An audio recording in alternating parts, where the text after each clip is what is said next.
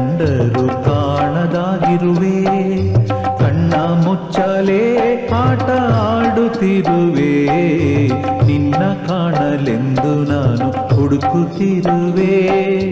ಬಾಬಾನ ಆಟದಲ್ಲಿ ನಾನು ಮಗುವೆ, ಎಲ್ಲ ಕಡೆ ಕಂಡರು ಕಾಣದಾಗಿರುವೆ. ಕಣ್ಣ ಮುಚ್ಚಾಲೆ ಆಟ ಆಡುತ್ತಿರುವೆ.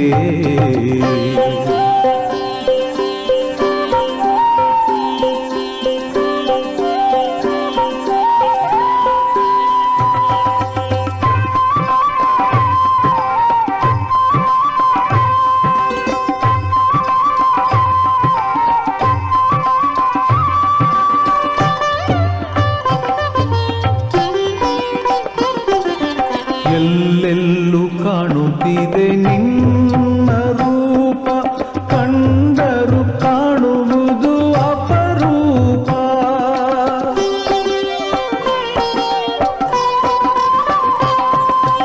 ಎಲ್ಲೆಲ್ಲೂ ಕಾಣುತ್ತಿದೆ ನಿನ್ನ ರೂಪ, ಕಂಡರು ಕಾಣುವುದು ಅಪರೂಪ.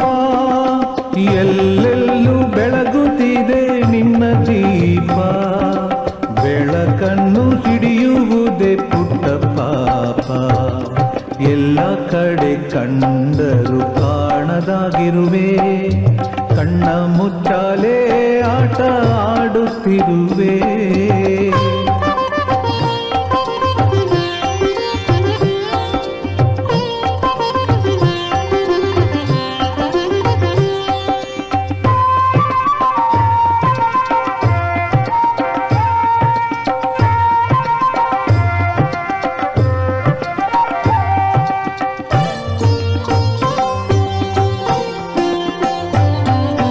ಬಾಬಾ ನಿನ್ನ ಸನ್ನಿಧಾನ ರೋಮಾಂಚನ, ಬಾಬಾ ನಿನ್ನ ಕರೆಯೇ ವೇಣುಗಾನ.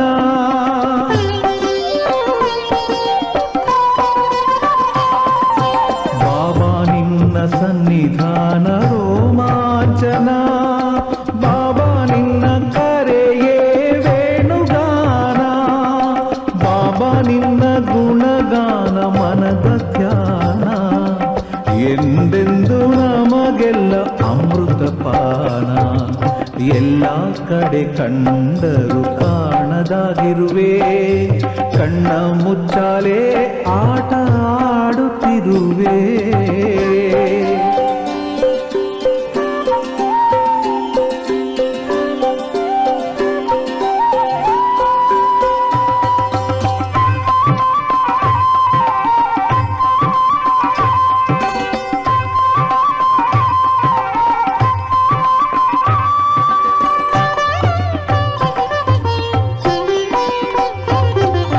ಮಧುವಿಗಿಂತ ಮಧುರ ಮಧುರ ಬಾಬಾ ಕರೆ, ಸಕ್ಕರೆಗಿಂತ ಸಿಹಿ ಸಿಹಿ ನಿನ್ನ ಅಕ್ಕರೆ.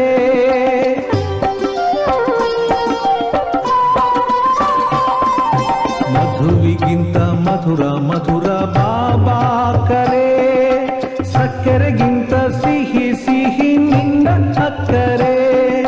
ಬೆಳದಿಂಗಳಂಥ ಬೆಳಕು ನೀನು ನಕ್ಕರೆ, ಸ್ವರ್ಗವು ಈಧರೆ ನೀನು ಸಿಕ್ಕರೆ. ಎಲ್ಲ ಕಡೆ ಕಂಡರು ಕಾಣದಾಗಿರುವೆ, ಕಣ್ಣ ಮುಚ್ಚಾಲೆ ಆಟ ಆಡುತ್ತಿರುವೆ. ನಿನ್ನ ಕಾಣಲೆಂದು ನಾನು ಹುಡುಕುತ್ತಿರುವೆ. ಬಾಬಾನ ಆಟದಲ್ಲಿ ನಾನು ಮಗುವೆ, ಎಲ್ಲ ಕಡೆ ಕಂಡರು ಕಾಣದಾಗಿರುವೆ. ಕಣ್ಣ ಮುಚ್ಚಾಲೆ ಆಟ ಆಡುತ್ತಿರುವೆ.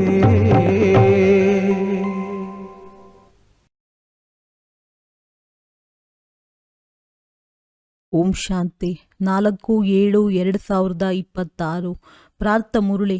ಬಾಪ್ ದಾದ ಮಧುಬನ. ಮಧುರ ಮಕ್ಕಳೇ, ಜ್ಞಾನ ಸಾಗರ ತಂದೆಯು ನಿಮಗೆ ಜ್ಞಾನದ 3ನೇ ನೇತ್ರವನ್ನು ಕೊಡಲು ಬಂದಿದ್ದಾರೆ. ಇದರಿಂದ ಆತ್ಮಜ್ಯೋತಿಯು ಜಾಗೃತವಾಗುತ್ತದೆ. ಪ್ರಶ್ನೆ: ತಂದೆಗೆ ಮಾಡಿಸುವವರು ಎಂದು ಏಕೆ ಹೇಳಲಾಗಿದೆ? ಅವರು ಏನನ್ನು ಮಾಡುತ್ತಾರೆ ಮತ್ತು ಏನು ಮಾಡಿಸುತ್ತಾರೆ? ಉತ್ತರ: ತಂದೆಯು ಹೇಳುತ್ತಾರೆ, ನಾನು ನೀವು ಮಕ್ಕಳಿಗೆ ಮುರುಳಿಯನ್ನು ತಿಳಿಸುವ ಕಾರ್ಯ ಮಾಡುತ್ತೇನೆ. ಮುರುಳಿಯನ್ನು ತಿಳಿಸಿ ಮಂತ್ರವನ್ನು ಕೊಟ್ಟು ನಿಮ್ಮನ್ನು ಯೋಗ್ಯರನ್ನಾಗಿ ಮಾಡುತ್ತೇನೆ. ಮತ್ತೆ ನಿಮ್ಮ ಮೂಲಕ ಸ್ವರ್ಗದ ಉದ್ಘಾಟನೆ ಮಾಡಿಸುತ್ತೇನೆ. ನೀವು ಸಂದೇಶವಾಹಕರಾಗಿ ಎಲ್ಲರಿಗೂ ಸಂದೇಶ ಕೊಡುತ್ತೀರಿ. ನಾನು ನೀವು ಮಕ್ಕಳಿಗೆ ಆದೇಶ ನೀಡುತ್ತೇನೆ. ಇದೇ ನನ್ನ ಕೃಪೆ ಅಥವಾ ಆಶೀರ್ವಾದವಾಗಿದೆ. ಗೀತೆ. ಇಂದು ಬೆಳಗ್ಗೆ ಬಂದವರು ಯಾರೋ? ಓಂ ಶಾಂತಿ. ಮಕ್ಕಳು, ಗೀತೆಯನ್ನು ಕೇಳಿದ್ದೀರಿ. ನಾವು ಮಕ್ಕಳನ್ನು ಬೆಳಗ್ಗೆ ಏಳಿಸಲು ಯಾರು ಬಂದಿದ್ದಾರೆ? ಯಾವುದರಿಂದ ನಮ್ಮ ಜ್ಞಾನದ ಮೂರನೆಯ ನೇತ್ರವು ಒಮ್ಮೆಲೆ ತೆರೆಯಿತು? ಜ್ಞಾನಸಾಗರ ಪರಮಪಿತ ಪರಮಾತ್ಮನ ಮೂಲಕ ನಮ್ಮ ಜ್ಞಾನದ ಮೂರನೇ ನೇತ್ರವು ತೆರೆದಿದೆ. ತಂದೆಯು ಜ್ಯೋತಿಯನ್ನು ಜಾಗೃತಗೊಳಿಸುವವರು ಎಂದು ಹೇಳುತ್ತಾರೆ. ಆದರೆ ಅವರು ತಂದೆಯಾಗಿದ್ದಾರೆ ಎಂಬುದನ್ನು ಯಾರು ತಿಳಿದುಕೊಂಡಿಲ್ಲ. ಅವರು ಜ್ಯೋತಿಯಾಗಿದ್ದಾರೆ ಎಂದು ಬ್ರಹ್ಮ ಸಮಾಜಿಗಳು ಹೇಳುತ್ತಾರೆ. ಮಂದಿರಗಳಲ್ಲಿ ಯಾವಾಗಲೂ ಜ್ಯೋತಿಯನ್ನೇ ಬೆಳಗಿಸುತ್ತಾರೆ, ಏಕೆಂದರೆ ಅವರು ಪರಮಾತ್ಮನನ್ನು ಜ್ಯೋತಿ ಸ್ವರೂಪನೆಂದು ಒಪ್ಪುತ್ತಾರೆ. ಆದ್ದರಿಂದ ಅಲ್ಲಿ ಮಂದಿರದಲ್ಲಿ ಜ್ಯೋತಿಯನ್ನು ಬೆಳಗಿಸುತ್ತಲೇ ಇರುತ್ತಾರೆ.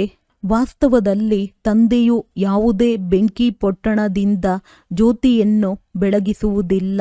ಈ ಮಾತೆ ಭಿನ್ನವಾಗಿದೆ. ಈಶ್ವರನ ಗತಿ ಮತವು ಭಿನ್ನವಾಗಿದೆ ಎಂದು ಗಾಯನವಿದೆ. ಈಗ ನೀವು ಮಕ್ಕಳು ತಿಳಿದುಕೊಂಡಿದ್ದೀರಿ. ತಂದೆಯು ಸದ್ಗತಿಗಾಗಿ ಜ್ಞಾನ ಯೋಗವನ್ನು ಕಲಿಸುತ್ತಾರೆ. ಕಲಿಸುವವರಂತೂ ಅವಶ್ಯವಾಗಿ ಬೇಕಲ್ಲವೇ? ಶರೀರವಂತೂ ಕಲಿಸುವುದಿಲ್ಲ. ಆತ್ಮವೇ ಎಲ್ಲವನ್ನೂ ಮಾಡುತ್ತದೆ. ಆತ್ಮದಲ್ಲಿ ಒಳ್ಳೆಯ ಅಥವಾ ಕೆಟ್ಟ ಸಂಸ್ಕಾರವಿರುತ್ತದೆ. ಈ ಸಮಯದಲ್ಲಿ ರಾವಣನ ಪ್ರವೇಶತೆಯಾಗಿರುವ ಕಾರಣ ಮನುಷ್ಯರ ಸಂಸ್ಕಾರವು ಕೆಟ್ಟದಾಗಿರುತ್ತದೆ. ಅರ್ಥಾತ್ ಪಂಚವಿಕಾರಗಳ ಪ್ರವೇಶತೆಯಾಗಿದೆ. ದೇವತೆಗಳಲ್ಲಿ ಈ ಪಂಚವಿಕಾರಗಳು ಇರುವುದಿಲ್ಲ. ಭಾರತದಲ್ಲಿ ದೈವಿ ಸ್ವರಾಜ್ಯವಿದ್ದಾಗ ಈ ಕೆಟ್ಟ ಸಂಸ್ಕಾರವೂ ಇರಲಿಲ್ಲ. ಸರ್ವಗುಣ ಸಂಪನ್ನರಾಗಿದ್ದರು. ದೇವಿ ದೇವತೆಗಳದು ಎಷ್ಟು ಒಳ್ಳೆಯ ಸಂಸ್ಕಾರವಿತ್ತು. ಅದನ್ನು ನೀವೀಗ ಧಾರಣೆ ಮಾಡಿಕೊಳ್ಳುತ್ತಿದ್ದೀರಿ. ತಂದೆಯೇ ಬಂದು ಸೆಕೆಂಡಿನಲ್ಲಿ ಸರ್ವರಿಗೆ ಸದ್ಗತಿ ನೀಡುತ್ತಾರೆ. ಬಾಕಿ ಗುರು ಗೋಸಾಯಿಗಳಂತೂ ಭಕ್ತಿ ಮಾರ್ಗದಲ್ಲಿ ನಡೆಯುತ್ತಾ ಬಂದಿದ್ದಾರೆ. ಅವರು ಯಾರೊಬ್ಬರಿಗೂ ಗತಿ ಸದ್ಗತಿ ನೀಡಲು ಸಾಧ್ಯವಿಲ್ಲ. ತಂದೆಯು ಬರುತ್ತಿದ್ದಂತೆಯೇ ಸರ್ವರ ಸದ್ಗತಿಯಾಗುತ್ತದೆ. ಬಂದು ಪತಿತ ಪ್ರಪಂಚದ ವಿನಾಶ ಮಾಡಿ ಪಾವನ ಪ್ರಪಂಚದ ಉದ್ಘಾಟನೆ ಮಾಡಿ ಅಥವಾ ಬಾಗಿಲನ್ನು ತೆರೆಯಿರಿ ಎಂದೇ ಪರಮಪಿತ ಪರಮಾತ್ಮನನ್ನು ಕರೆಯುತ್ತಾರೆ. ತಂದೆಯು ಬಂದು ಶಿವಶಕ್ತಿ ಮಾತೆಯರ ಮೂಲಕ ಸ್ವರ್ಗದ ಬಾಗಿಲನ್ನು ತೆರೆಸುತ್ತಾರೆ. ವಂದೇ ಮಾತರಂ ಎಂದು ಗಾಯನವಿದೆ. ಈ ಸಮಯದಲ್ಲಿ ಯಾವುದೇ ಮಾತೆಗೆ ವಂದನೆ ಮಾಡಲಾಗುವುದಿಲ್ಲ, ಏಕೆಂದರೆ ಯಾರೊಬ್ಬರೂ ಶ್ರೇಷ್ಠಾಚಾರಿ ಮಾತೆಯರಿಲ್ಲ. ಯೋಗ ಬಲದಿಂದ ಜನ್ಮ ಪಡೆಯುವವರಿಗೆ ಶ್ರೇಷ್ಠಾಚಾರಿಗಳೆಂದು ಹೇಳಲಾಗುತ್ತದೆ. ಲಕ್ಷ್ಮೀ ನಾರಾಯಣರಿಗೆ ಶ್ರೇಷ್ಠಾಚಾರಿಗಳೆಂದು ಹೇಳಲಾಗುತ್ತದೆ. ಭಾರತದಲ್ಲಿ ದೇವಿ ದೇವತೆಗಳಿದ್ದಾಗ ಭಾರತವು ಶ್ರೇಷ್ಠಾಚಾರಿಯಾಗಿತ್ತು. ಈ ಮಾತುಗಳನ್ನು ಮನುಷ್ಯರು ತಿಳಿದುಕೊಂಡಿಲ್ಲ. ಅವರು ತಮ್ಮದೇ ಯೋಜನೆಗಳನ್ನು ಮಾಡುತ್ತಿದ್ದಾರೆ. ಗಾಂಧೀಜಿಯೂ ಸಹ ರಾಮರಾಜ್ಯವನ್ನು ಬಯಸುತ್ತಿದ್ದರು. ಈಗ ರಾವಣ ರಾಜ್ಯವಾಗಿದೆ ಎಂಬುದು ಇದರಿಂದಲೇ ಸಿದ್ಧವಾಗುತ್ತದೆ. ಭಾರತವು ಪತಿತವಾಗಿದೆ. ಆದರೆ ರಾಮರಾಜ್ಯವನ್ನು ಸ್ಥಾಪನೆ ಮಾಡುವುದಕ್ಕಾಗಿ ಬೇಹದ್ದಿನ ಬಾಪೂಜಿ ಬೇಕಾಗಿದೆ.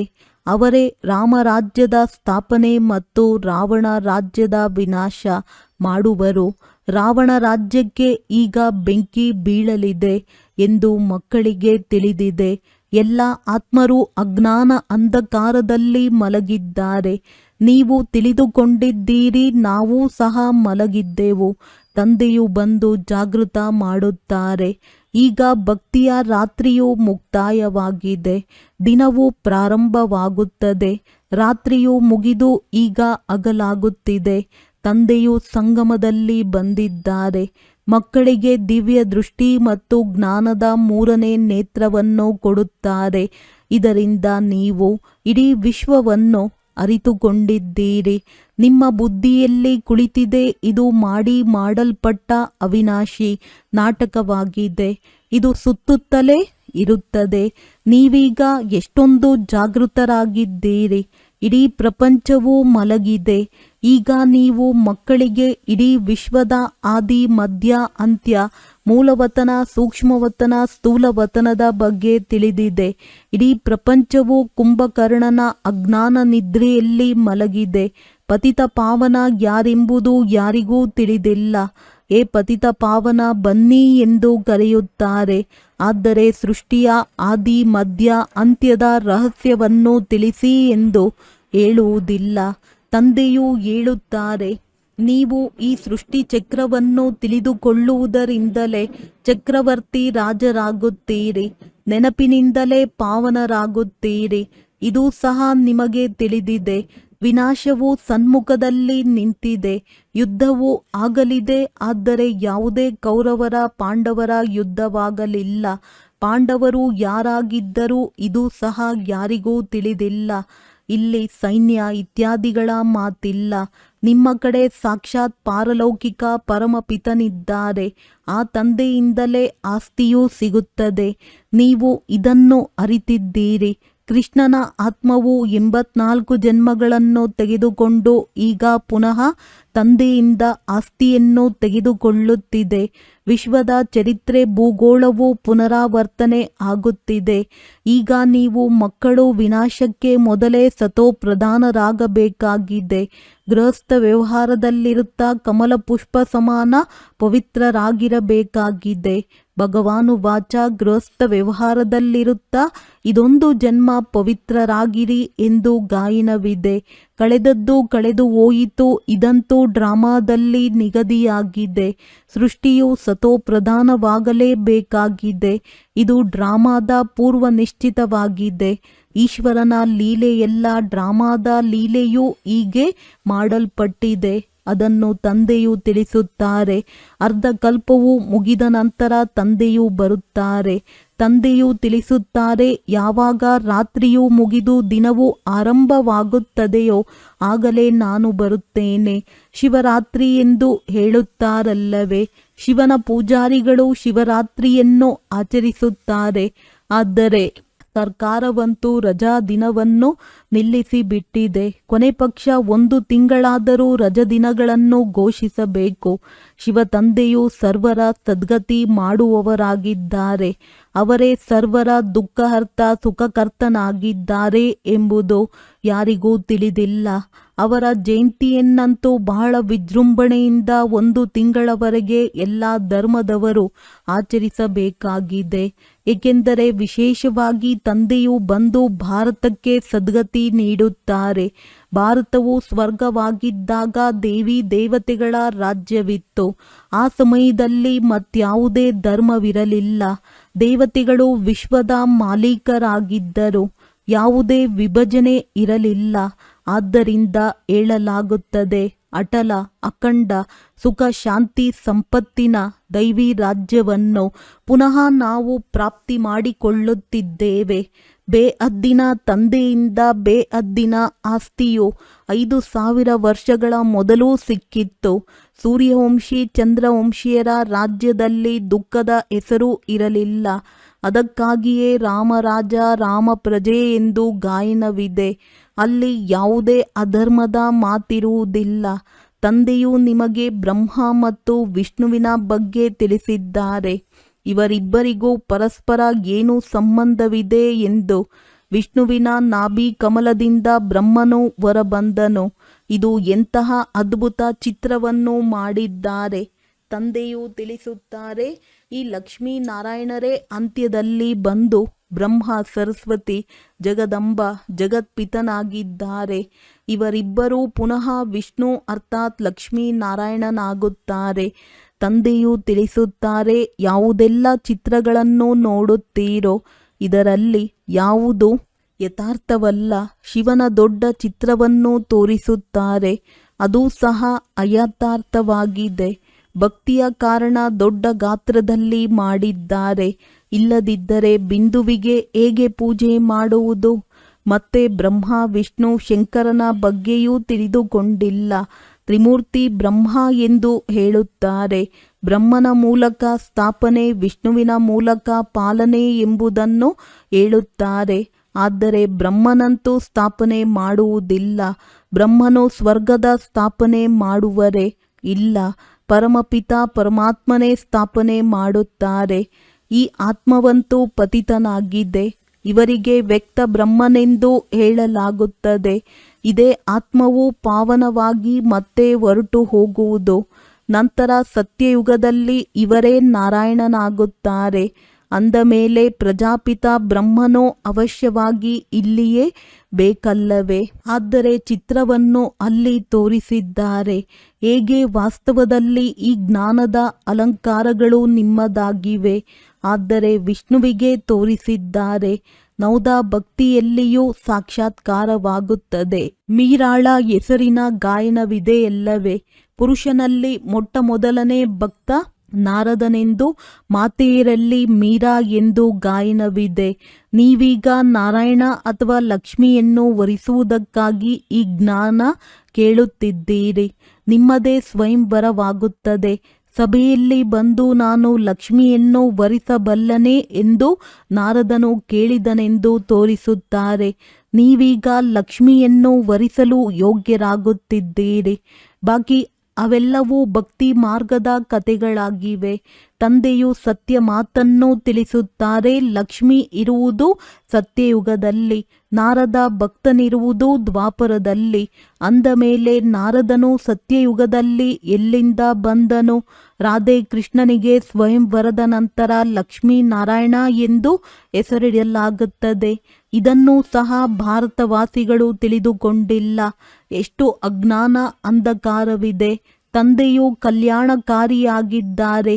ನಿಮ್ಮನ್ನೂ ಸಹ ಕಲ್ಯಾಣಕಾರಿಗಳನ್ನಾಗಿ ಮಾಡುತ್ತಾರೆ. ಅನ್ಯರಿಗೆ ಹೇಗೆ ತಿಳಿಸಬೇಕೆಂದು ಈಗ ವಿಚಾರ ಸಾಗರ ಮಂಥನ ಮಾಡಬೇಕಾಗಿದೆ. ತಂದೆಯು ತಿಳಿಸುತ್ತಾರೆ ಚಿತ್ರ ಇತ್ಯಾದಿಗಳನ್ನು ಹೇಗೆ ರಚಿಸಿದ್ದಾರೆ. ಗಾಂಧೀಜಿಯ ನಾಭಿಯಿಂದ ನೆಹರು ಬಂದರು. ಈಗ ವಿಷ್ಣು ದೇವತೆಯಲ್ಲಿ, ಆ ಮನುಷ್ಯರೆಲ್ಲಿ? ಇವೆಲ್ಲ ಮಾತುಗಳನ್ನು ನೀವು ಮಕ್ಕಳು ತಿಳಿದುಕೊಳ್ಳುತ್ತೀರಿ. ಬೇಹದ್ದಿನ ತಂದೆಯು ನಮಗೆ ಓದಿಸುತ್ತಾರೆಂದು ನಿಮಗೆ ನಂಬರ್ ವಾರ್ ಖುಷಿ ಇದೆ. ಇದನ್ನಂತೂ ಎಂದೂ ಹೇಳಿಲ್ಲ. ಏಕೆಂದರೆ ಗೀತೆಯನ್ನು ಕೃಷ್ಣ ಭಗವಾನುವಾಚ ಎಂದು ಬರೆದು ಬಿಟ್ಟಿದ್ದಾರೆ. ಭಗವಂತನು ಯಾವಾಗ ಬಂದರು? ಯಾವಾಗ ಬಂದು ಗೀತೆಯನ್ನು ತಿಳಿಸಿದ್ದರು? ತಿಥಿ ತಾರೀಕು ಏನೂ ಇಲ್ಲ. ಕಲ್ಪದ ಆಯಸ್ಸು ಲಕ್ಷಾಂತರ ವರ್ಷಗಳೆಂದು ಹೇಳುತ್ತಾರೆ. ಯಾರ ಬುದ್ಧಿಯಲ್ಲಿಯೂ ಬರುವುದಿಲ್ಲ. ಈಗ ತಂದೆಯು ಕುಳಿತು ಮಕ್ಕಳಿಗೆ ತಿಳಿಸುತ್ತಾರೆ. ಬ್ರಾಹ್ಮಣ ವೃಕ್ಷವು ವೃದ್ಧಿಯಾಗುತ್ತಾ ಇರುತ್ತದೆ. ವೃದ್ಧಿಯಾಗಿ ಬಹಳಷ್ಟು ಮಂದಿ ಮಕ್ಕಳಾಗುವರು. ನೀವು ಮಕ್ಕಳು ತಿಳಿದುಕೊಂಡಿದ್ದೀರಿ ವರ್ಣಗಳಲ್ಲಿ ಹೇಗೆ ಸುತ್ತುತ್ತೇವೆ. ನಾವು ಬ್ರಾಹ್ಮಣರ ವರ್ಣವು ಎಲ್ಲದಕ್ಕಿಂತ ಶ್ರೇಷ್ಠವಾಗಿದೆ. ನಾವು ಭಾರತದ ಗುಪ್ತವಾದ ಸತ್ಯ ಆತ್ಮಿಕ ಸಮಾಜ ಸೇವಕರಾಗಿದ್ದೇವೆ. ಪರಮಪಿತ ಪರಮಾತ್ಮನು ನಮ್ಮಿಂದ ಸೇವೆ ಮಾಡಿಸುತ್ತಿದ್ದಾರೆ. ನಾವು ಆತ್ಮಿಕ ಸೇವೆ ಮಾಡುತ್ತೇವೆ. ಅವರು ದೈಹಿಕ ಸೇವೆ ಮಾಡುತ್ತಾರೆ. ನೀವು ಭಾರತಕ್ಕೆ ಏನು ಸೇವೆ ಮಾಡುತ್ತೀರಿ ಎಂದು ನಿಮ್ಮನ್ನು ಕೇಳುತ್ತಾರೆ. ಆಗ ತಿಳಿಸಿರಿ, ನಾವು ಆತ್ಮಿಕ ಸೇವಾದಾರಿಗಳಾಗಿದ್ದೇವೆ. ಸ್ವರ್ಗದ ಉದ್ಘಾಟನೆ ಮಾಡಿಸುತ್ತಿದ್ದೇವೆ. ಸ್ಥಾಪನೆ ಮಾಡಿಸುತ್ತಿದ್ದೇವೆ. ಶಿವತಂದೆಯು ಮಾಡಿಸುವವರಾಗಿದ್ದಾರೆ. ಅವರು ಮಾಡಿಸುತ್ತಿದ್ದಾರೆ ಮತ್ತು ತಾನೂ ಮಾಡುತ್ತಾರೆ. ಮುರುಳಿಯನ್ನು ಯಾರು ನುಡಿಸುತ್ತಾರೆ ಅಂದಾಗ ತಂದೆಯು ಕರ್ಮ ಮಾಡುತ್ತಾರೆ. ನಿಮಗೂ ಹೀಗೆ ಮಾಡಿರಿ ಎಂದು ಕಲಿಸುತ್ತಾರೆ. ಮನ್ಮನಾಭುವ ಮಂತ್ರವನ್ನು ಕೊಡುತ್ತಾರೆ ಅಂದಾಗ ಕರ್ಮವನ್ನು ಕಲಿಸಿದಂತಾಯಿತಲ್ಲವೇ? ನಂತರ ಅನ್ಯರಿಗೂ ಕಲಿಸಿಕೊಡಿ ಎಂದು ನಿಮಗೆ ಹೇಳುತ್ತಾರೆ. ಆದ್ದರಿಂದ ಅವರಿಗೆ ಮಾಡಿಸುವವರು ಎಂದು ಹೇಳಲಾಗುತ್ತದೆ. ನೀವು ಮಕ್ಕಳು ಸಹ ಇದೇ ಶಿಕ್ಷಣವನ್ನು ಕೊಡುತ್ತೀರಿ. ತಂದೆಯನ್ನು ನೆನಪು ಮಾಡಿ ಮತ್ತು ಆಸ್ತಿಯನ್ನು ನೆನಪು ಮಾಡಿ. ನೀವು ಮಕ್ಕಳು ಇದೇ ಸಂದೇಶವನ್ನು ಕೊಡಬೇಕಾಗಿದೆ. ಅನ್ಯರಿಗೆ ಸಂದೇಶ ಕೊಟ್ಟು ತಾನು ನೆನಪಿನಲ್ಲಿ ಇಲ್ಲವೆಂದರೆ ಏನಾಗುವುದು? ಅನ್ಯರು ಮಾತ್ರ ಪುರುಷಾರ್ಥ ಮಾಡಿ ಮೇಲೇರುತ್ತಾರೆ. ಸಂದೇಶವನ್ನು ಕೊಡುವವರು ಹಿಂದುಳಿಯುತ್ತೀರಿ. ನೆನಪಿನ ಪುರುಷಾರ್ಥ ಮಾಡದಿದ್ದರೆ ಅಷ್ಟು ಶ್ರೇಷ್ಠ ಪದವಿಯನ್ನು ಪಡೆಯಲು ಸಾಧ್ಯವಿಲ್ಲ. ಸಂದೇಶವನ್ನು ಪಡೆದವರು ನೆನಪಿನ ಯಾತ್ರೆಯಿಂದ ಪಾವನರಾಗಿ ಬಿಡುತ್ತಾರೆ. ಹೇಗೆ ತಂದೆಯು ಬಂಧನದಲ್ಲಿ ಇರುವವರ ಉದಾಹರಣೆ ನೀಡುತ್ತಾರೆ. ಅವರು ಹೆಚ್ಚು ನೆನಪಿನಲ್ಲಿರುತ್ತಾರೆ. ತಂದೆಯನ್ನು ನೋಡಿರದಿದ್ದರೂ ಸಹ ಪತ್ರ ಬರೆಯುತ್ತಾರೆ. ಬಾಬಾ, ನಾವು ನಿಮ್ಮವರು ಆಗಿಬಿಟ್ಟಿದ್ದೇವೆ. ನಾವು ಖಂಡಿತವಾಗಿಯೂ ಪವಿತ್ರರಾಗಿರುತ್ತೇವೆ ಎಂದು.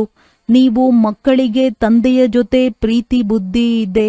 ನಿಮ್ಮದೇ ಮಾಲೆಯೂ ಮಾಡಲ್ಪಟ್ಟಿದೆ.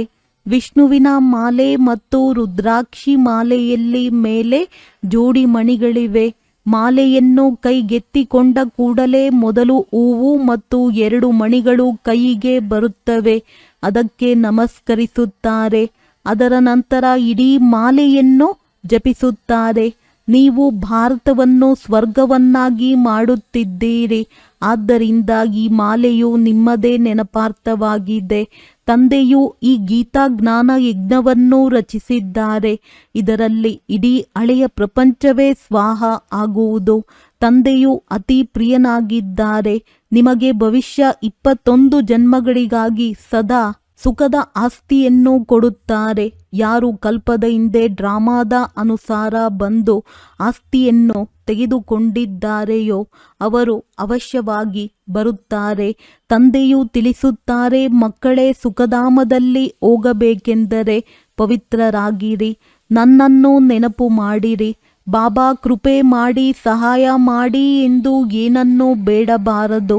ನಾನಂತೂ ಎಲ್ಲರಿಗೂ ಸಹಯೋಗ ನೀಡುತ್ತೇನೆ. ಆದರೆ ಪುರುಷಾರ್ಥವನ್ನಂತೂ ನೀವೇ ಮಾಡಬೇಕಾಗಿದೆ.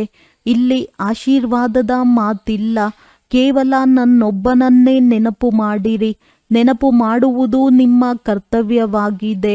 ಆದೇಶ ನೀಡುವುದು ನನ್ನ ಕೃಪೆಯಾಗಿದೆ. ಬಲೆ ತಿನ್ನಿರಿ, ಕುಡಿಯಿರಿ, ಸುತ್ತಾಡಿರಿ. ಆದರೆ ನೀವು ಪವಿತ್ರ ಭೋಜನವನ್ನೇ ಸ್ವೀಕರಿಸಬೇಕಾಗಿದೆ. ನಾವು ದೇವಿ ದೇವತೆಗಳಾಗುತ್ತೇವೆ ಅಂದ ಮೇಲೆ ಅಲ್ಲಿ ಈ ಈರುಳ್ಳಿ ಇತ್ಯಾದಿಗಳು ಇರುತ್ತವೆಯೇ? ಇದೆಲ್ಲವನ್ನು ಇಲ್ಲಿಯೇ ಬಿಡಬೇಕಾಗುತ್ತದೆ.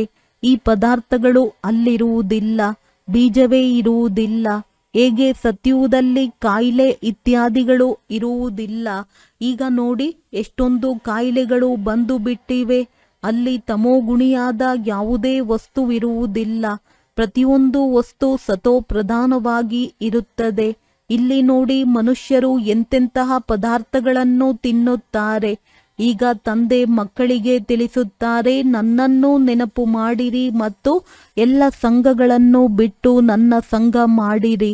ಆಗ ನೀವು ಪಾವನರಾಗುವಿರಿ. ಒಳ್ಳೆಯದು. ಮಧುರಾತಿ ಮಧುರ ಅಗಲಿ ಹೋಗಿ ಮರಳಿ ಸಿಕ್ಕಿರುವ ಮಕ್ಕಳ ಪ್ರತಿ ಮಾತ್ಪಿತಾ ಬಾಪ್ ದಾದಾರವರ ನೆನಪು, ಪ್ರೀತಿ ಹಾಗೂ ಸುಪ್ರಭಾತ. ಆತ್ಮಿಕ ಮಕ್ಕಳಿಗೆ ಆತ್ಮಿಕ ತಂದೆಯ ನಮಸ್ತೆ. ಧಾರಣೆಗಾಗಿ ಮುಖ್ಯ ಸಾರ. ಕಳೆದದ್ದು ಕಳೆದು ಹೋಯಿತು. ಏನು ಕಳೆಯಿತೋ ಅದನ್ನು ಮರೆತು ಗೃಹಸ್ಥ ವ್ಯವಹಾರದಲ್ಲಿರುತ್ತಾ ಸತೋ ಪ್ರಧಾನರಾಗುವ ಪುರುಷಾರ್ಥ ಮಾಡಬೇಕಾಗಿದೆ. ವಿನಾಶಕ್ಕೆ ಮೊದಲೇ ಅವಶ್ಯವಾಗಿ ಪಾವನರಾಗಬೇಕಾಗಿದೆ. ಭಾರತವನ್ನು ಸ್ವರ್ಗವನ್ನಾಗಿ ಮಾಡುವ ಸತ್ಯವಾದ ಸೇವೆಯಲ್ಲಿ ತತ್ಪರರಾಗಿರಬೇಕಾಗಿದೆ. ಆಹಾರ ಪಾನೀಯಗಳು ಬಹಳ ಶುದ್ಧವಾಗಿರಲಿ. ಪವಿತ್ರ ಭೋಜನವನ್ನೇ ಸ್ವೀಕರಿಸಬೇಕಾಗಿದೆ. ವರದಾನ. ಸ್ಥೂಲ ಕಾರ್ಯವನ್ನು ಮಾಡುತ್ತಿದ್ದರೂ ಮನಸ್ಸಿನ ಮೂಲಕ ವಿಶ್ವ ಪರಿವರ್ತನೆಯ ಸೇವೆಯನ್ನು ಮಾಡುವಂತಹ ಜವಾಬ್ದಾರ ಆತ್ಮಭವ. ಯಾವುದೇ ಸ್ಥೂಲ ಕಾರ್ಯವನ್ನು ಮಾಡುತ್ತಿದ್ದರೂ ಸದಾ ಈ ಸ್ಮೃತಿ ಇರಲಿ, ನಾನು ವಿಶ್ವದ ವೇದಿಕೆಯ ಮೇಲೆ ವಿಶ್ವ ಕಲ್ಯಾಣದ ಸೇವಾರ್ಥವಾಗಿ ನಿಮಿತ್ತನಾಗಿರುವೆನು.